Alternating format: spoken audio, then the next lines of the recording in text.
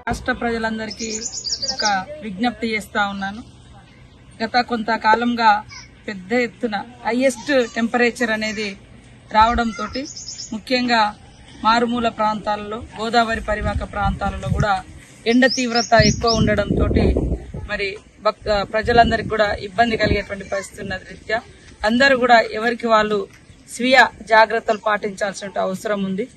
ఎండ తీవ్రత ఎంత ఉందంటే హైయెస్ట్ టెంపరేచర్ చూస్తే దాదాపుగా 42 డిగ్రీల వరకు కూడా ఆదిలాబాద్ గాని ఇటు ములుగు సైడ్ గాని గోదావరి పరివాహక ప్రాంతము ఈ కోల్ బెల్ట్ ఏరియా అంతా కూడా హైయెస్ట్ టెంపరేచర్ ఉంది.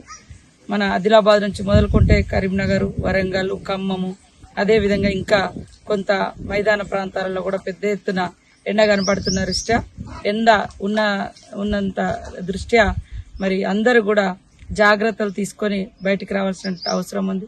ముఖ్యంగా కూలీలు పొద్దున్నే 6 గంటలకు పోయి 10 గంటల లోపు ఇండ్లలోకి వస్తే బాగుంటుందని తెలియజేస్తా ఉన్నాం.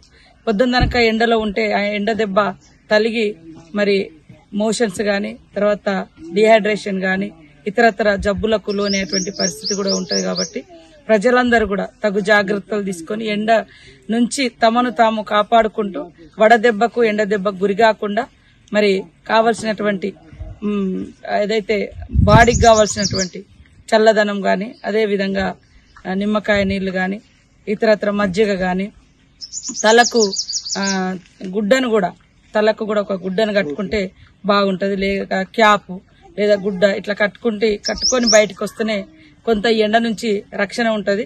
కాబట్టి రాష్ట్ర ప్రజలందరికీ కూడా మరొకసారి విజ్ఞప్తి చేసేది ఏంటంటే ఎండ తీవ్రత ఎక్కువ ఉన్న దృష్ట్యా ఎవరికి వాళ్ళు స్వీయ నియంత్రణ పాటిస్తూ ఉదయం 6 గంటలకు బయటికి వెళ్తే 10 గంటల లోపు 11 గంటల లోపు ఇండ్లలోకి వచ్చే విధంగా మరి టైం బాండ్ను ఫిక్స్ చేసుకుంటే బాగుంటది.